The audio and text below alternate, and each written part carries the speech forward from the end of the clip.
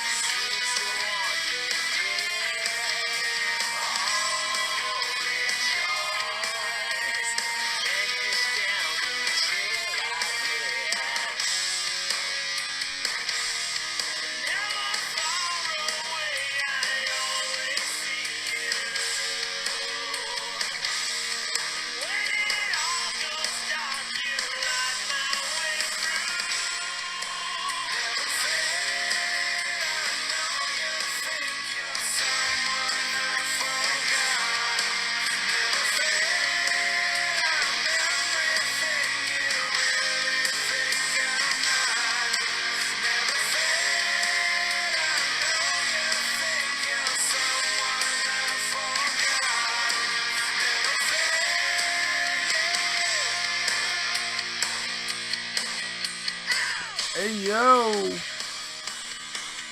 What is the word, people? Welcome back into another action-packed edition of the J Porks podcast. I'm J Porks, with me as always on the other side of the glass, making sure this is a well-oiled podcast machine. Every week is the ever-popular Nobody. That is Alice in Chains' new hit, the new single, Fade Away? Never Fade. Excuse me. Never Fade is the name of the new Alice in Chains single. And you can find that on their YouTube, which is why I played it on my podcast, because I think that I'm allowed to play a little bit of it if it's on YouTube for free and I'm not making any money off it.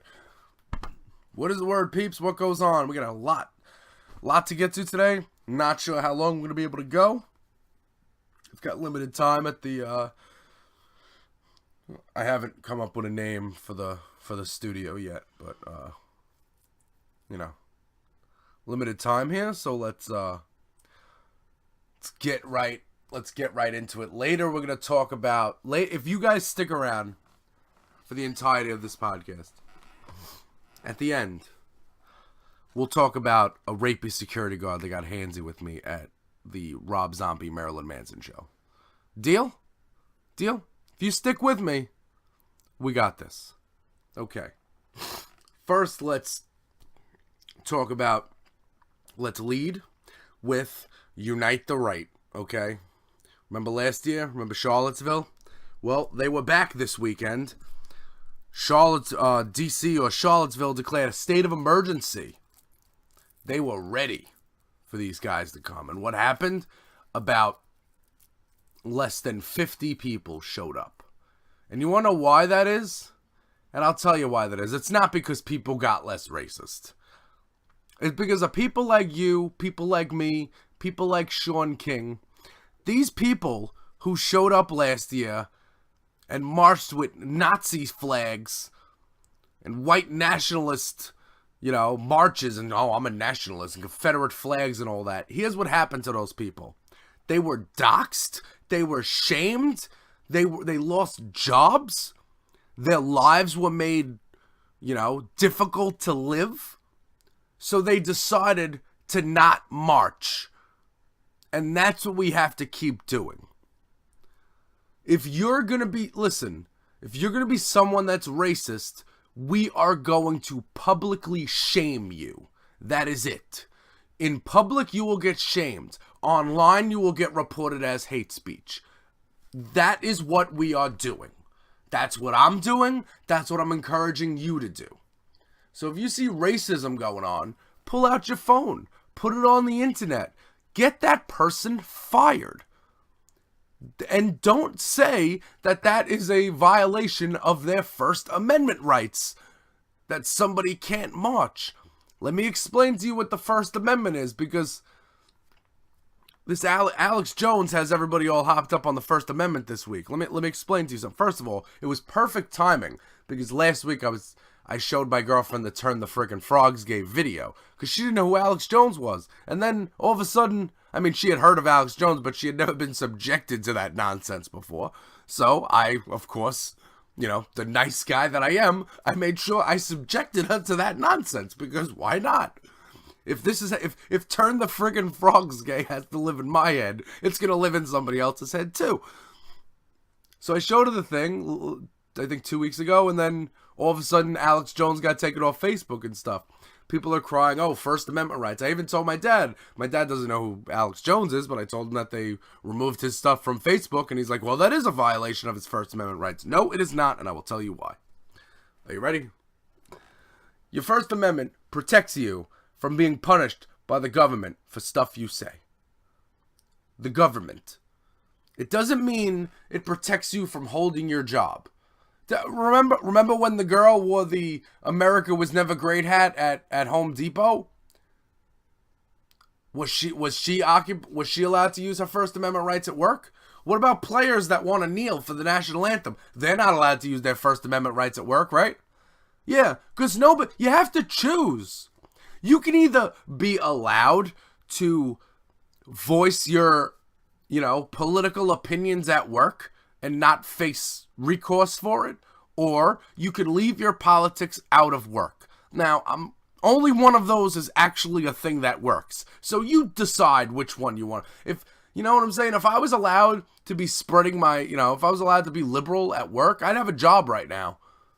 True story. But I'm not because I live in North Texas. Is that weird? I said on North Texas because I'm on Staten Island. Andy always says that to me. He always says it's weird that you live on Staten Island instead of in Staten Island. I looked it up. Either way is acceptable.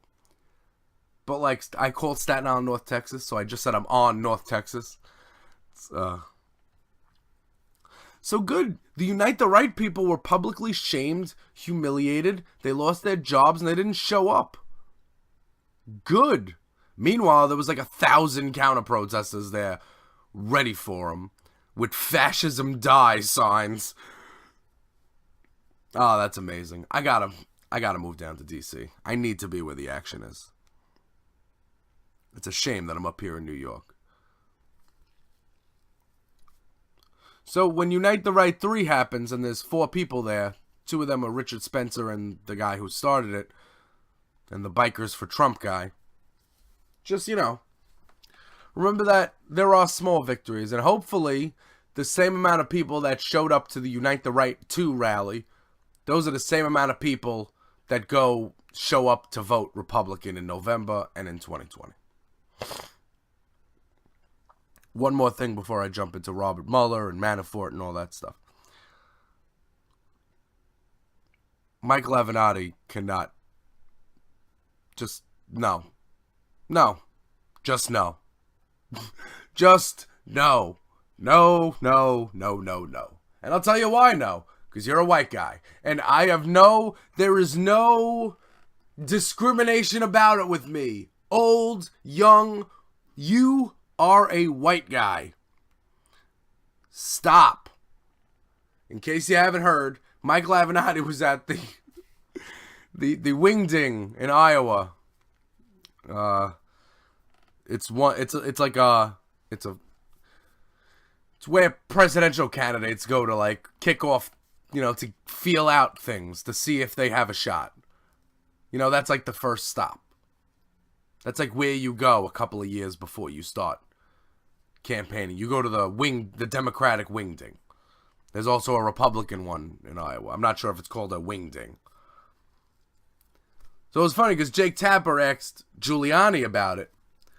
And Giuliani said, he's the right to do whatever he wants. He's a private citizen. He just has to, he should settle that $10 million bankruptcy thing before he, thinks about running for office. Meanwhile, that $10 million bankruptcy thing is a made-up thing that no one's ever heard of. But either way. So then he says, he should clear up that bankruptcy thing before he decides to run for any office. And Jake Tapper quickly with the, There's a history for there is precedent for people with history of bankruptcies running for higher office. Yeah, there is. They let Giuliani on TV. Could we give him the Kellyanne Conway treatment and just send him away? Just send him gone. So Avenatti cannot be a 2020 candidate. We're going to have a politician be a 2020 candidate. Maybe Elizabeth Warren, Cory Booker, Kamala Harris. These are people with ideas. These are people who should be running. These are not white old men. I know Avenatti's not really old, but he's still a white guy. And, oh, Jay, you can't be doing identity politics. All politics is identity politics. Oh, Jay, you can't just focus on single-issue voters. All voters are single-issue voters. The sooner you realize that, the sooner we can take back this house. Now, I'm not saying... So if I have a ghost... And you know what? I would love your input. 2020 Ghost Cabinet. Send it to me at JPorks. Let me know. Who do you want in the cabinet? Not the ticket. I'm not talking about the Veep or the president. I'm talking about the cabinet. Like, because Avenatti would be in the running for Attorney General.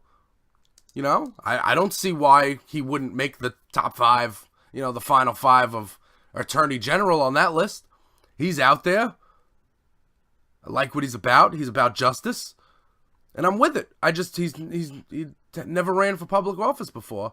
And, if he wants to run the public relations campaign, if he wants to run the 2020 campaign for any Democratic candidate, if he wants to be the strategist, if he wants to be the TV guy and go on TV, that's fine. But we're done with the non-politician politicians. And I'm calling out all of my fellow members of the left who are arguing with each other about who to vote for. Okay? Here's the deal. Whoever's on the left, whoever's got a D next to their name, whoever's not the Republican is the one we're voting for. Stop fighting.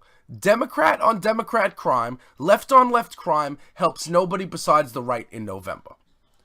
So listen. Am I a fan of Ocasio-Cortez? Am I not? Does it matter? No, because I'm voting for the same side as she is. Do I think it's odd that the second after she upsets Joe Crowley in the primary, that she heads to Kansas to campaign for other candidates when she still has a election to win? Yes, I think it's weird. Is that going to make me hate the person and not vote for her? No. Do I think it's weird that she swung from the polls to the primary closing, that it was like a 35-point swing for a guy that served for a decade? Do I find that weird? Yes! But you know what? She's on the left, and she's got my support now. And that's it. Staten Island, Max Rose has my support. I didn't look up his policies. Here's what I looked at. I looked at his name. He ain't Dan Donovan, so he's got my support. End of story. Full stop. You want to take this country back? It's about not trying to say, oh, well, I'm not going to vote for the lesser of two evils. I'm just going to write in somebody. Like Chris Novoselic with the protest vote. He still says it wasn't. He still claims his Gary Johnson vote was not a protest vote. Then what the fuck was it, and where the fuck is Gary Johnson, okay? Anybody know where Gary Johnson is? Where'd he go? Maybe back to Moscow. I'm not even going to waste a Google search on it. Okay. Moving on. Mueller probe. So I'm at my girlfriend's house this week. I'm back now. Well, I guess it was last week when you're listening to this. I was there Tuesday through Friday. So we're watching The Beat with Ari Melber to hear some rap lyrics, Gotta get bars for days. And, Randy Credico was on. And To be honest, I don't hear much of the interview because my girlfriend's mom is like just talking about how unshowered and, you know, dirty Randy Credico looks, which, by the way, is completely accurate, and I'm not arguing that point with anybody. But I didn't really, like, we were far away, we were eating dinner or something. I didn't really, you know, get the full gist of it. But the next morning I saw, or the next day at 6 o'clock, Ari Melba was reporting that Robert Mueller is ready to subpoena Randy Credico after Randy Credico said that the Mueller team approached him for a voluntary interview. Ain't gonna be so voluntary anymore. Also, longtime Roger Stone aide Andrew Miller, I want to say, was subpoenaed, did not answer the subpoena, and is now being held into contempt of court and must go to court and testify before Mueller's grand jury. So, if you're keeping score at home, that's Manhattan Madam went in to talk to Mueller this week. Roger Stone's the godfather of her child. That is most certainly not Trump's child. I mean, definitely not. Definitely not. I mean, why would it be that? We have Manhattan Madam, Kristen Davis. She got pulled in. Roger Stone associate. We got a Roger Stone associate not answering a subpoena, getting charged with contempt of court. And we have Randy Credico, Roger Stone's friend. I'm not sure if he's Roger. He's more Julian Assange's friend, but he's Roger Stone's friend too. He was like the go-between between them. All three of those people talking to Mueller now. Well, I'm not Miller. We got to wait till the Roger Stone associate who's in contempt of court, we have to wait till he gets to court. But they'll get him. So that's three. So, Roger Stone, I would get all your money into offshore accounts now because your assets are going to be frozen when you are indicted and you go to jail for everything you've done. Roger Stone is a guy that has gotten away with it too long. People say, oh, well, he's a dirty political wonk.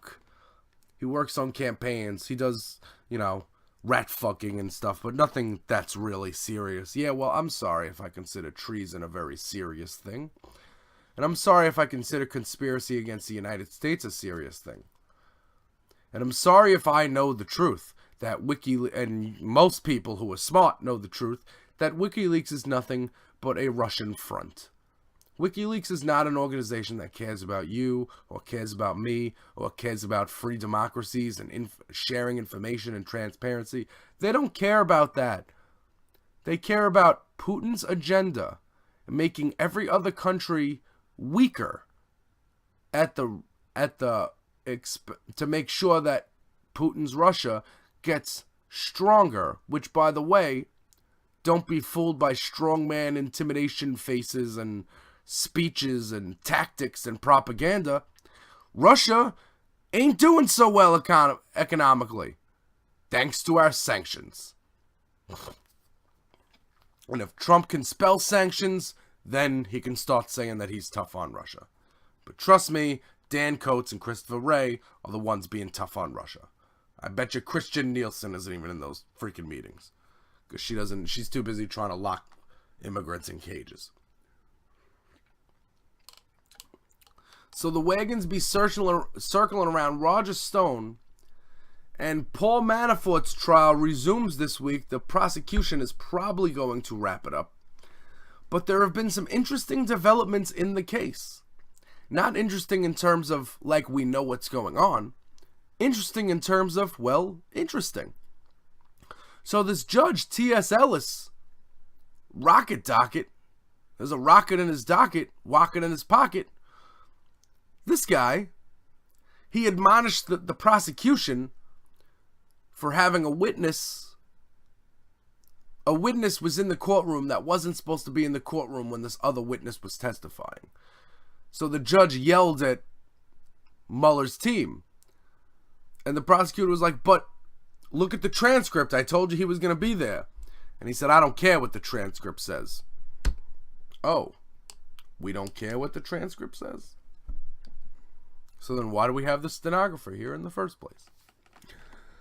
So then, like, the next day, he had to apologize for that. Not apologize, he had to, like, take that out. He had to take that back.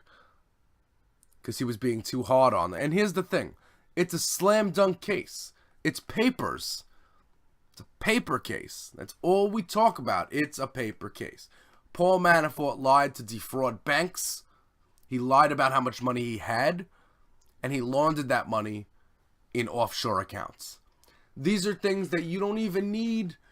You got the testimony from the accountants, and you got the testimony from his deputy.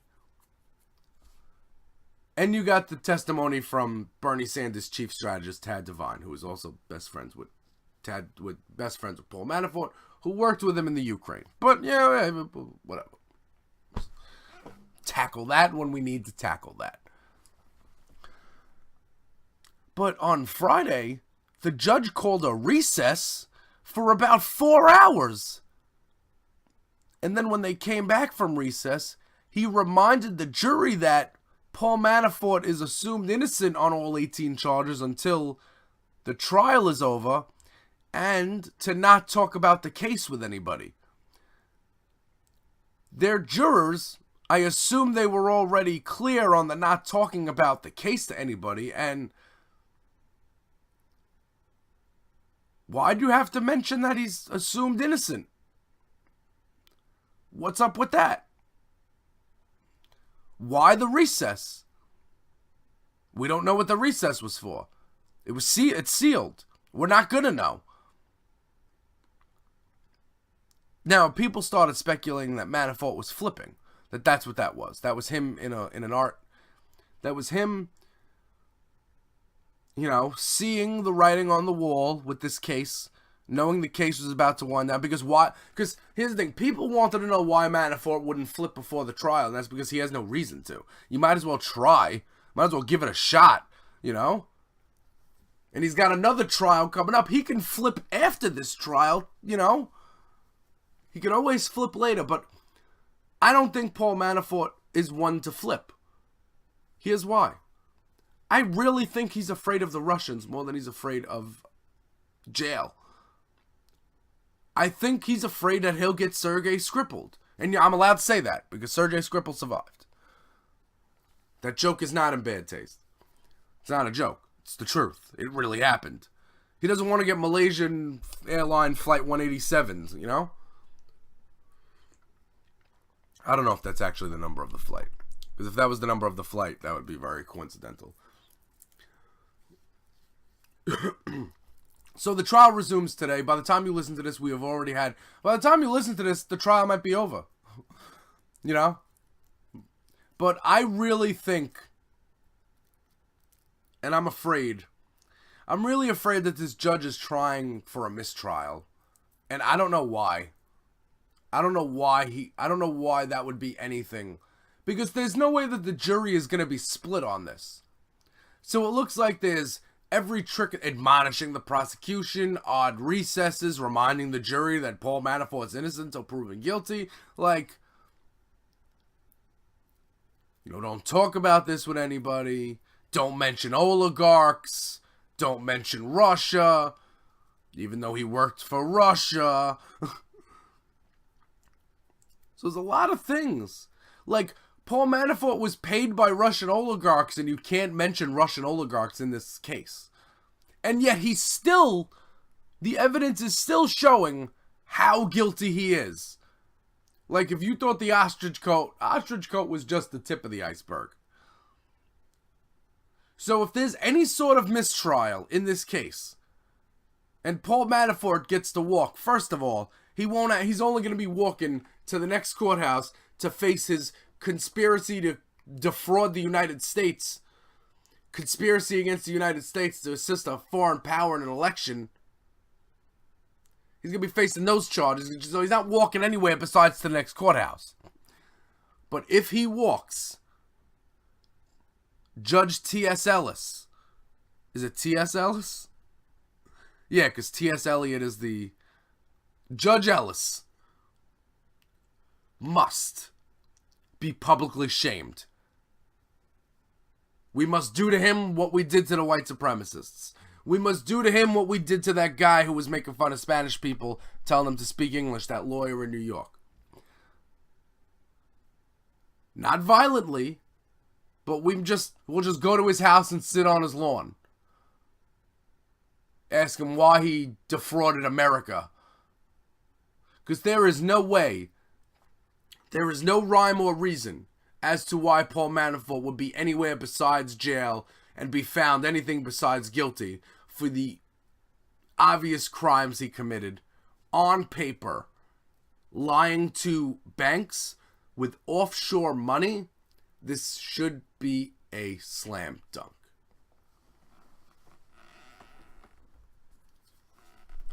So if Judge Ellis wants to try to use all his tricks in the book to try to trigger a mistrial here, he could do that.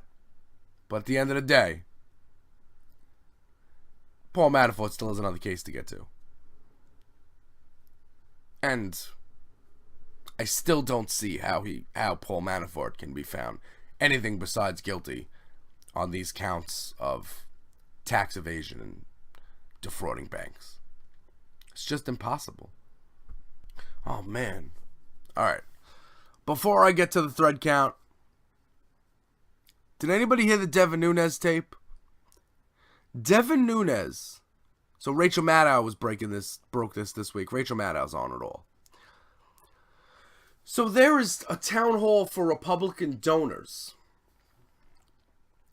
that Devin Nunes was speaking at.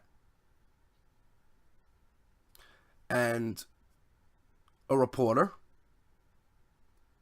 posing as a Republican donor, paid some money, got into this thing, and recorded it. So the House Republicans want to impeach Rod Rosenstein because Rod Rosenstein oversees the Mueller probe, and he's the one that appointed Mueller, and he's the one that wrote the memo to, that the special counsel investigates Russia and other crimes coming out of the investigation having to do with the campaign. Anything. Crimes, period. So they want to impeach Rosenstein, but it didn't get much pickup in the House. Only 10 people or 15 House members were like, yeah, we're down with it. And even Trey Gowdy was like, this isn't something that's priority. So here's the deal. Devin Nunes was caught on tape saying, we're putting the Rosenstein impeachment on hold because we need to get Kavanaugh confirmed before the midterms. Because if we lose the House in November, quote, this all goes away. This all goes away. What's this? This power? The ability to impeach Rod Rosenstein and stop the Mueller probe? That's the goal.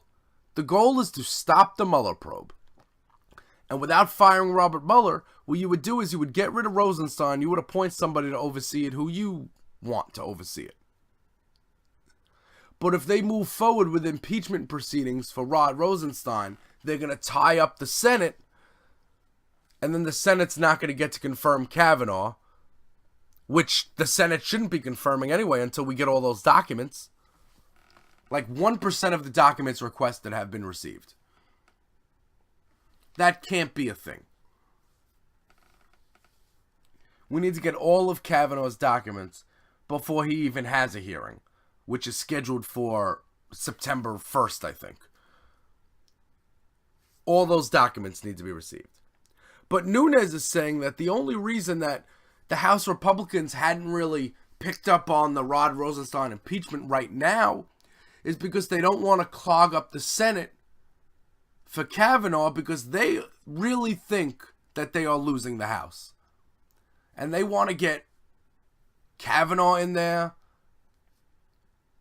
so that if any subpoenas for Trump go to the Supreme Court, Kavanaugh's there saying, whoa, you can't subpoena a sitting president. He's too busy. He's too busy colluding with other countries. to sit for a deposition. Yeah, he's too busy watching television to sit for a deposition. So someone in the media needs to find Devin Nunes and ask him. Well, I guess he's there at recess, right? But I mean, someone has to find Devin Nunes and ask him what he meant by all this goes away. What's all this? All this collusion? All this non-oversight? All this defending of Trump? All this cashing out on a tax cut that doesn't help everyday Americans? Weird. All this goes away. So remember, they're gonna try to impeach Rod Rosenstein again. Rod Rosenstein's a Republican. I'm a liberal. Like, so you might wonder why I'm defending him, because he is the last line between Mueller and the Republicans. And I know Mueller is a fantastic prosecutor and this and that, but you know, when you're constantly being impeded, you know, you can only do so much. So everyone tweet at Devin Nunes and let's find out what he meant. Because first there was the Nunes memo, now there's the Nunes tapes. We're going to go to a break really fast, but first I just want to... So, I'm not giving any time to Omarosa. I'm sorry. Omarosa's a created distraction. Omarosa was brought into the White House so that when things get hot, when things get really heated up in this Russia thing, Omarosa would be exiled, and then they knew that she would write a book and make noise and distract. That is a shiny object, and I am not going for that. She made a tape. She's got a tape of her. She's got a recording of John Kelly in the Situation Room. Okay, throw her in prison, because you can't be recording people in the Situation Room. When has this White House been in the Situation Room? They haven't had any situations. But either way, how'd she get in? What is her job? But we're not going to donate time to Omarosa. She should be doing time in prison for recording in the Situation Room. No, what? Oh, Trump said the N-word? Oh, I'm shocked. I didn't think he was a racist. Tell me something I don't know. Okay. So we're going to hit a commercial. Then we got an action-packed edition of the Thread Count featuring Greg Oliar, featuring Dr. Dennis Grayson, and featuring Lincoln's Bible. And we are going to take care of that when we come back after this. And let's kick things off here with a little thread from our buddy Greg Oliar, author of the book Dirty Rubles, An Introduction to Trump Russia, that you can get on Amazon right now. And this is from Saturday. And let's take and Greg wants to take a closer look at the Trump transition team, because stuff happened there. So let's take a look at the Trump transition team. As per usual, Trump has surrounded himself with grifters, scumbags, conmen, and traitors. And here we go. The chair of the Trump transition team, Mike Pence. The VP has lived in the shadows for most of the last 2 years, emerging only to protest at NFL games or to promote zany space stuff. But make no mistake, Manafort's chosen one, and Putin's, was in charge of the transition. Let's reiterate. Putin chose Manafort, who chose Pence, who chose everyone, in theory, as the head of the Trump transition team. Anything criminal that happened at that time lands right in his lap. The buck stops with Pence. The Trump transition team originally had 6 vice chairs. Chris Christie, after Kushner had him sacked as the head of the transition, Newt Gingrich, Rudy Giuliani, Jeff Sessions, Mike Flynn, and presumably to add diversity, Ben Carson. Note, no women, and no, Rudy and Drag does not count. Christie was supposedly sacked because he was the prosecutor who put away Kushner's old man, Charles Kushner, whose crime is sort of the thing you usually find only on shows like Billions. But Bridgegate was also happening around that time. In other words, Trump jettisoned Christie because he, Christie, was seen as too corrupt. Ha ha ha. Endless laughter. Gingrich is basically a fame whore. Trump wanted him because, as former speaker, he actually understood how government works. Gingrich wanted him to prevent his decades-long decline into fortuitous irrelevance. Giuliani was supposed to be AG, then wanted state, and then, just like that, you didn't hear from him for years, almost like he was under investigation, or feared that vetting of those jobs might reveal something bad. He made odd overseas trips. Rudy Giuliani was intimately involved in the True Pundit hoax, per Seth Abramson, an op run by rogue elements at the FBI's New York field office to coerce James Comey into writing his letter to Congress that gave Trump the election. Rudy will pay for that. Ben Carson should really be heading the Space Force, because he's been living on another planet for some time. He's a common grifter, but he's absolutely a grifter. Jeff Sessions was the first senator to endorse Trump. He's an inveterate racist who perjured himself before Congress re-contacts with Russia. He is intimately involved with Trump-Russia, and if he is not already flipped, will likely die in prison. That Jeff Sessions could serve life in the sort of for-profit prison he's so deeply invested in is, of course, a delicious irony. Mike Flynn already pleaded guilty to lying to the FBI. He's awaiting sentencing. Everyone knew the guy was dirty, even at the time, but Trump ignored the warning signs and gave him eyes-only secrets. That warrants impeachment alone. So, of the 6 vice chairs and the chair, 1 is awaiting sentencing, 3 are involved in Trump-Russia and absolutely will be indicted.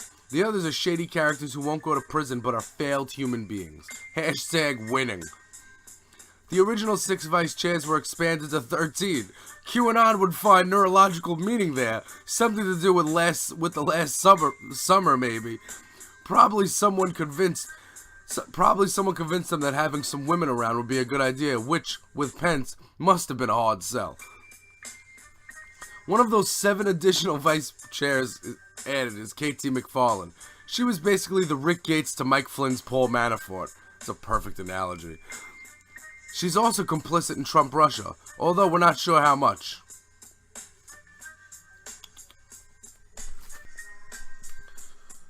Most of the names here have not yet made the news in Trump-Russia. Oklahoma Governor Mary Fallin, the Reps Tim Scott, Tom Reed, Cynthia Loomis, Martha Blackburn running for Senate in Tennessee, with Trump's eager endorsement. The 7th is Kathy McMorris Rogers. Now, where have we heard that name of late? Oh, yes. She was on one of the Devin Nunes. She was one of Devin Nunes. She was the one Devin Nunes was confessing his sins to on that tape Rachel Maddow played. So when Nunes said those things, it wasn't to some rando. The executive committee of the Trump transition team is basically the League of Stupid Villains. Junior, Ivanka, Eric, and Kushner. Natch. Nunes and Reince. Those 6 will be indicted for sure. Chris Collins, the inside trader scumbag congressman from Western New York. Florida AG Pam, if you donate to my campaign, I won't press charges. Bondi. Steve Mnuchin, Kellyanne Conway, who replaced Steve Bannon. Tom Marino, scummy rep from Pennsylvania, best known for crafting a bill that prevented the DEA to go after opioid manufacturers, thus exacerbating the opioid crisis. 21, Peter Thiel, air quotes, libertarian, founder of PayPal. Rebecca Mercer, of Mercer fame. Her people are wrapped up in the Cambridge Analytica. Hashtag came anal. Yes, hashtag came anal. Oh, and Scaramucci managed to stick around for more than one full Scaramucci. His presence on the Trump transition team likely explains his willingness to go on any show and defend his whoremaster Trump. The only non-name on the executive committee is Lou Barletta. If I were Lou, I'd be sweating bullets. Bottom line is, the Trump transition team featured a cast of characters who factor prominently in Trump-Russia and or corruption, and they were all early adopters and will likely go down with the ship. That is from Greg Olear, author of Dirty Rubles, founding editor of The Weaklings. And you can go to dirtyrubles.com. You can go to Amazon, look for Dirty Rubles. You can order it, and then you can have a hard copy. And you can have it signed by Greg when he has a book signing in your town fairly soon. So, the corruption starts during the transition team. Starts there. And remember, Mike Flynn he lied to Pence. But what if he didn't lie to Pence? You know? What if he lied to the FBI, but he did not lie to Pence? So Pence knows. So Pence knows about Russia. And for all his... Sure, listen, I don't like Chris Christie as much as the next guy. But, I mean, he was going to head the transition in, like, a transition way. And Jared Kushner was like, nah, you locked up my dad. So, you're off. Like, that's why Christie's on ABC News right now saying that, you know, defending Mueller. Because he knows. He knows the deal. He knows what the haps are. And listen, it could all... You get caught up in the story of the week. And you miss the story of the 2 years, of the 3 years. And the thing is that, you know, more information is coming to light. More information that we kind of knew already. But, like, since the 80s, Trump has been an asset of Russia. Whether that's willingly, unwillingly. This began, like, this is more than my lifetime that this has been a thing. And, I mean, you can ask, you know, people like 20 Committee. John Schindler tweets out all the time. He had an article recently in The Observer. Trump shouldn't be afraid of Mueller. He should be afraid of Putin. And we have a thread from another one of our favorites here on the J Parks podcast, Dr. Dena Grayson. And she really does break things down for us in a way that I can understand sometimes. So I'm going to get it right now. And we are going to discuss. Okay. So here we go. This is from yesterday. Or Sunday, I want to say. Saturday, I'm sorry. So Dr. Dena Grayson, you can follow her on Twitter at Dr. Dena Grayson. She is the spouse of Representative Alan Grayson, progressive former candidate for U.S. Congress. She's a medical doctor. She's a scientist. And per Trump trolls, she is a, quote, brain-dead moron. Excuse me. Excuse my coughs. I've had a cough since I was like 13 years old. I don't know what's going on here. Maybe it has something to do with inhaling cancerous smoke. Okay, so let's kick it off. Remember, follow Dr. Dena Grayson on Twitter. Former CIA operative Bob Bayer says real Donald Trump became a Russian agent unwittingly at a New York City cocktail party in 1986. In case you're keeping score, that's a little before the Steele dossier was released. A KGB contact told Bayer, "We have a tape of Donald Trump." And that's in the Telluride News. Video of former CIA operative Bob Bayer's discussion of his independent investigation of Russian agent Donald Trump is available at TellurideTV.org. Although Trump initially may have been an unwitting agent of Russia way back in 1986, soon enough, Trump became a witting and eager tool of the Kremlin, as did his spawn. Hashtag money laundering.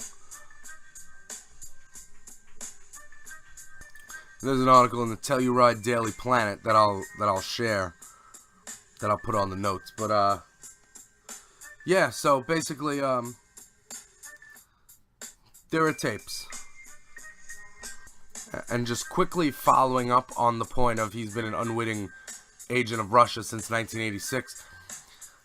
A former KGB general says Trump has probably been a Russian asset since at least 1987 and was likely caught and filmed while sleeping with prostitutes. And that's from The Hill. Ed Cranston with the report. It says it's in a new book. And its former top KGB general says Trump is a Russian asset and he likely knows it. And the book coming out, I'm not reading the article, but the Daily Mail is reporting, well, let's take everything with a grain of salt with the Daily Mail. The Daily Mail is reporting in a new book by Craig Unger entitled House of Trump, House of Putin, The Untold Story of Donald Trump and the Russian Mafia. Claims that President Trump is and has been a Russian asset since 1987. And they have video of him sleeping with prostitutes. Now listen, again, that's not, Trump being Trump is not going to take him down. We need to get some actual laws being broken. That's what we need. Which we have. Which Mueller's going to have. And it's just going to be, listen, it's just going to be indictment palooza. Wagons circling around Roger Stone. Wagons circling around Randy Credico. Julian Assange is losing his embassy ship. What does that tell you? Does that tell you that things are going good for the deep state? For the right-wing deep state pushers? Alex Jones is off the internet. Except Twitter. Because @Jack doesn't feel that he should be off Twitter. He didn't violate the rules. Fear-mongering isn't a rule, I guess. Isn't one of the terms and conditions. Nevertheless. Okay. Let's get to one more little thread here on the thread count before we put this baby to rest. This comes from a favorite of mine. If you don't follow him on Twitter, you should, him or her. Lincoln's Bible. Lincoln's Bible's followed by a lot of people that follow me. And here's a little thread. And it just goes as follows. For the news scribes, outlets who follow the, quote, fake news bullhorn has an aim, and you are missing it. It will flank you, included in mission, and pave the way ahead, or you will be burned to the ground by your own audience when Mueller lifts Trump's skirt up for the world. The admission goes something like this. Aside from blanket-free coverage we gave Trump during his campaign and continue to give through today, the free press has something more critical for which to atone. We knew of his long ties with organized crime. We've always known, and we failed to bring it to you. Our attempts to do so marginalized by our attempts to do so, even if attempted, were feeble and marginalized by our outlets. We prioritized chasing the shiny objects of the moment and worthy scoops, rather than providing you with context of his past. This was a grave error and a complete abdication of our role in a thriving democracy. You rely on us to grasp and bring to you the truth, and the truth is the president and his company have a long history with organized crime. No doubt. Books will be written on why we failed. Maybe our failure was one of skill in grasping and communicating the story in a way that could break through the noise. So we gave up and just rode the breaking news wave. Maybe, for those of us in New York City, it was a failure of imagination. We didn't take Trump's mafia history seriously enough, because this city has been soaked in the mob for decades. It's hard to imagine that you didn't know what we've always known about Cosa Nostra, and the construction business, and the infiltration of the Russian mafia in the 90s, because that's just another day around here. Whatever the reason, the truth is this: we failed. We should have blasted his mob history every single day of the campaign and throughout his months of his presidency. We failed you. That ends today. We ask your forgiveness and commit to uncovering every scintilla of corruption in his past, in his family, and in his companies. There is no other alarm bell to ring. The President of the United States is a long demonstrated enabler, profiteer, and therefore member of organized crime. That cannot stand.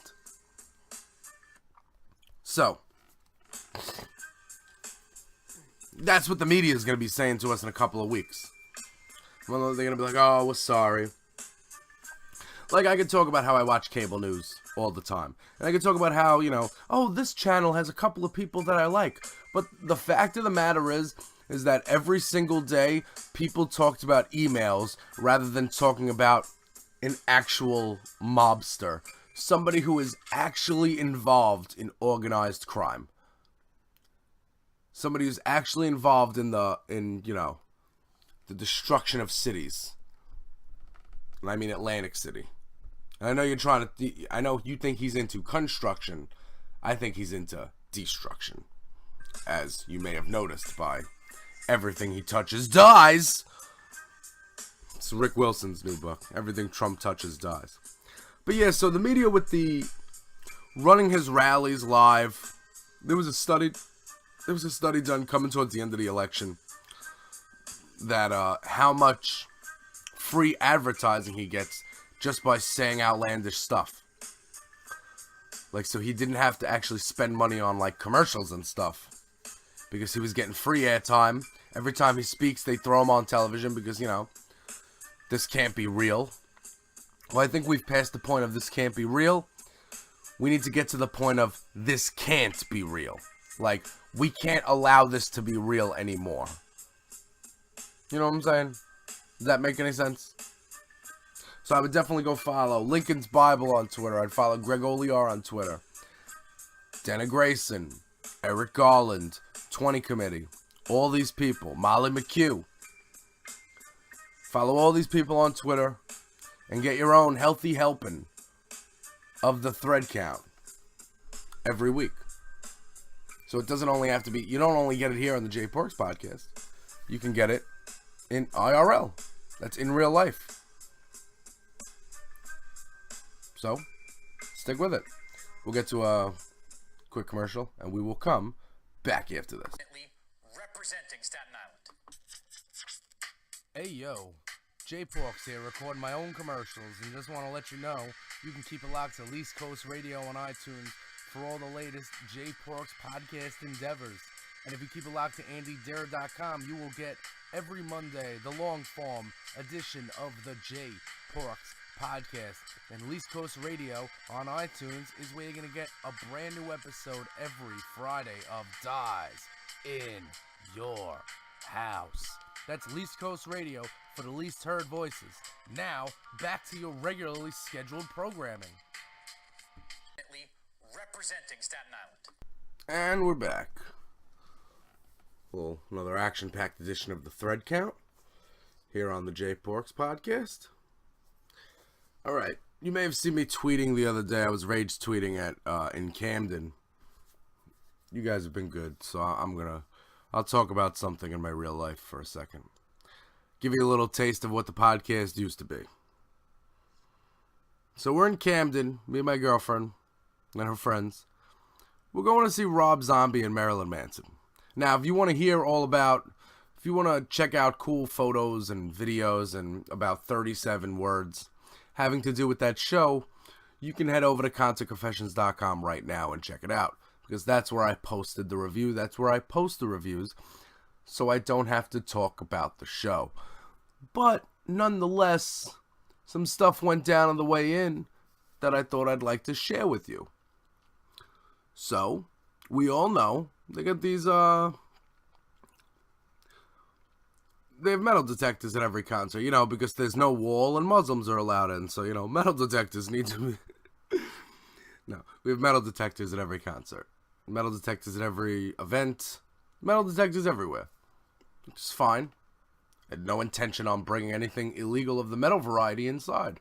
I didn't have my blade. I didn't have my gat with me. Truth be told, I don't own a gat. So they have this table. Usually they have a basket you put your stuff in. And I have a lot of stuff in my pockets all the time. So I had, put down my phone, my wallet, my vape, my freaking cigarettes, my camera, everything. So there's this guy in front of me with clown makeup on his face because it's a Marilyn Manson concert, of course. So he's walking through the metal detector And he's like, bro, I don't even know what to do. And I'm like, dude, you're walking through a metal detector with a phone in your hand. Put the phone down. Let's go. Like, because my girlfriend had been through the metal detector before in front of this guy. So she's all the way over there, and I'm trying to get all the way over there. My stuff is all the way over there because they didn't have any baskets to put your stuff in. So you put your stuff on the table, and they just slide a pile of your stuff down the table. And you'll just get it later. Not later, but, you get it on the other side of the metal detector. But I got this drunk clown guy in front of me. So I turned to the security guy. I'm like, can you believe this guy? We share like a head shake together. So I get all my stuff in. I get through the metal detector. All good. And so I get all my stuff. Get my camera. Get my pen. Get my wallet. I just want to get back to my pen. My pen is like my most prized possession. I just want to get back to it. So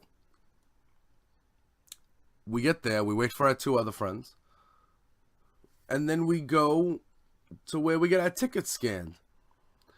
And as soon as our tickets are getting scanned, after we scan them, the security guard, who I shared a head shake with 50 feet ago back at the metal detector, is right here now. And he's like, excuse me, sir, can you come to the side? Me? I'm the guy? Okay, fine, no problem, So this rapey ass security guard, this freaking Uncle Creepy ass motherfucker, alright? Let me just tell you something. This guy, let's call it like it is. This is one of those guys that stays an extra hour in the gym because he's 5'4", He's one of these guys that has a step stool in his house so he can reach things in top cabinets, like my girlfriend's 7-year-old son. So let's not, this isn't exactly a frightening presence to me, So he's giving me the search, and not a pat down, not the pat down. First he goes around my belt. Because, again, I just went through the metal detector. So somehow, this guy thinks that I made it through the metal detector with some metal or something. With a plastic gun I made with my 3D printer or whatever. Checking my belt. Takes my pockets, and he squeezes everything in my pocket. I'm talking my pack of cigarettes was almost crushed. But luckily, I did the trick where I brought 4 cigarettes into the show, not my whole pack, because I'm not stupid, I'm not getting grubbed on, and I feel less guilty if I don't bring all my cigarettes in, whereas if I had a whole pack saying no to drunken old people. So I'm getting the ill search right now. Squeezes my back pockets, my front pockets. My friend John Howard, my girlfriend's my friend, our friend John Howard behind us is like, damn son, you're getting felt up over there. And I'm like, and he was about to say, empty out your pockets. But he didn't, which, listen, I already emptied out my pockets to go through the damn metal detector. But, I guess he saw that, I'm used to living in a Nazi police state, and I'm used to, being searched all the time because that's just my life. Well, I guess he knew I was used to being in New York and I fear for my life anyway. So I'm never breaking the law out in the open, outside. But, this guy was hell-bent on making sure I didn't get any contraband into this concert. And let me just, spoiler alert, he failed. He failed. Because I got to the lawn, and I lit up my doobie. Now, the only thing, because it was in my back pocket, because it's not metal, because it's a rock concert, and why would I not bring that in, you stupid person? What did this guy think I had? I wanted to go look for him after the show and be like, I'm high as fuck right now. I hate that. Listen, man, if you're a security guard at a concert, you got a couple of things. Make sure people stay safe. You make sure people aren't sitting in the wrong seats. You make sure that, there aren't young people drinking alcohol. Don't sit there and freaking feel me up to try to prevent me from bringing anything fun inside when I get anything fun inside anyway. It's the lawn. The concert on the lawn. It's Manson and Rob Zombie. What did you think? I was coming here to drink coffee and have a scone? I mean, I'm sorry. Did you think I had some meth on me? I was just through the metal detector. So, like, I'm trying to figure out when this guy decided that I was going to be the one. I know it's... Listen, and I had a tweet storm about this, and I was going to tweet, like, you know, this is some conspiracy, you know, they found out I'm liberal, I'm from New York, and they were just, you know... I was going to say that, and then I was going to be like, no, that's stupid. It's just a random thing. And it is just a random thing, but, you know... Listen, I don't like to be searched. Put it this way. Any plants that I inhaled in the parking lot were void once I got searched, you know? We had to start over. This guy. Muggsy Bogues in the face ass motherfucker. Come on, man. Come on, man. What's the opposite of gigantism? Alright, I'm not going to make fun of the security guard anymore. He already gets made fun of because he failed at his job by not finding the drugs on me that I had. So, sorry. I had my marijuana cigarette on me. He almost crushed it, but he didn't. Truth be told, I was supposed to give it... See, because this is the kind of man I am. You want to hear how manly I am? The plan was to give it to my girlfriend to bring in because, you know, I'm very manly. And, I forgot to do that, so I had it in my back pocket. They were opening every pack of cigarettes. Guys, it is a rock concert. What are you opening up the cigarettes for? Like, you're opening up people's packs of cigarettes. What do you think you're going to find in there? Pills? Meth? Crack? Also known as fun? I'm sorry. Are there children here? You know, I mean, I don't know. There might be people less than 21 here, but are there children here? Jeez. Oh, but we did use those air catcher loungers things. You don't blow it. It's inflatable, but you don't blow it up. You hold up the flap and you run a couple of feet and then you trap the air. Yeah. It's not as easy as it looks on the commercial. I got laughed at by some old people. Laughed at. Wasn't right. So for the rest of that night, I got some pretty good video. I got some awesome video. Got some not so awesome pictures, and the words are in third place on that in those power rankings of videos, photos, and words. But you can go to ConstantConfessions.com right now and check that out. First up on the scroll until I get knocked off, which I always do. Okay. So that was 10 minutes of non-politics. Are you happy with that? Does that make you happy? If that's something you like, here's what we can do. Vote blue in November. We can go to the polls, and we can vote for people that are going to serve as the check to the balance of the Oval Office. They're going to serve as the check and the balance to the Oval Office. We can vote for candidates who believe in things we believe in. And therefore, we'll vote for things we believe in. We'll bring support to issues that we support. We'll bring awareness to issues that need awareness. Issues that are important to us. Us. Not big corporations, not old white men. Us. The young and the thriving. The old millennials. It's time to take our country back. And I promise you, folks, if we take our country back, I can go back to having a regular podcast. But if you want to hear me talk not politics stuff, you only have one option at this point. And that's going to patreon.com/jporks.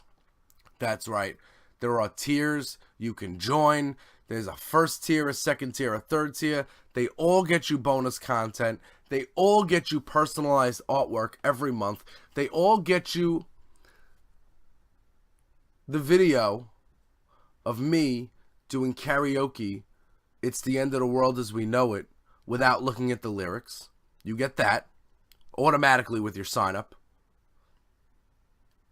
And you also get the opportunity to not only hear exclusive bonus content having to do with resisting fascism, but there'll be bonus content that's not political. I promise. I promise. I will give you 20 minutes at least. I will give you one episode a week of non-political stuff if you want to do that. You could also have input on the show. You can say, hey, Jay, you're not really looking at this. Check this out. And I will. So, patreon.com/JPorks. Check it out. Hit me up on Twitter. Let me know if you're like, hey, Jay, this isn't going to work for you. You should really change this around. Because I'm new to Patreon, so tell me. Tell me and I shall discover. Okay, I'm getting up on out of here. Too much coffee. But before I do, let me give you the list of websites you need to go to help keep me in business. First of all, there is the aforementioned, thecontentconfessions.com. That's where you're going to get all your live music, news, and reviews. For the fans, by the fans, the latest up there is Rob Zombie and Marilyn Manson, the Twins of Evil Tour, second coming at the BB&T Pavilion in Camden, New Jersey, baby. Rapey Security got it all. We got it and out. And we got video. We made it happen. Also go to andydera.com. That's where you'll get all your Dera Network podcasting needs. Whether that's the flagship show, the Andy Dera Show, or the smooth, sultry tones of the J Porks podcast can be found at andydera.com. Also go to ChristinaRocks.com because every Sunday morning she has a throwback alternative show that you can get with it. And you can just go to ChristinaRocks.com or follow her on Twitter at ChristinaRocks. And I'm sure both of those places will point you to the Time Warp weekly alternative throwback show with Christina Rocks. No H in Christina. And also every week, if there's music headlines, which, hey, I talked about music for a little while, so I guess we could say that was powered by Antiquiet. Antiquiet.com is your source for quality. Till next week, folks. Wacky weed and Warren Zevon. Resist. Remove. And remember, fight for recreational. Late. Representing Staten Island. Hey yo, J Porks here, back to record my own commercials. And here's the deal. You may have heard me complaining on today's podcast or a previous podcast about suffering through a summer of unemployment. Well, we have a fix for that, and it is called Patreon. That's right. East Coast Radio now has a Patreon page, and all you need to do is go to patreon.com/jporks, and there are 3 tiers that you can subscribe to, 3 tiers you can join to become a member of East Coast Radio, of the East Coast Radio community of Porks Nation. You'll even have a chance to pick the name and all that stuff. And we are not offering just thank yous and shout outs. We got bonus content. There is even a tier where you are able to talk to me on the phone every week. And we will go over what is happening in our country. And you could personally talk to me, J Pork. Personal interactions. There's a tier where there's a group. You can join a group and you could affect where the podcast goes that week. I need a community. I need help. Not necessarily money, but I need people to be helping me out. So therefore, that's why I created a East Coast Radio Patreon. Not to be confused with a GoFundMe or a Kickstarter. This is not me with my handout. I have bonus content. Bonus content to offer you. I have tons of it. I have tons of time, and I want to give it to you. All you need to do is join us on Patreon. Become a Patreon. Patreon.com/jporks. Look for the East Coast Radio Patreon page. You'll see me. You'll see me with a microphone and dies in your house next to the name. You'll see that. So just go Hit us on Patreon. You will get a thank you. I will know that, and you will get on. You will have a lot to do with what goes down on the J Parks podcast and everything concerned with Least Coast Radio. It's going to be a big year for us. 2018. Let's get it done.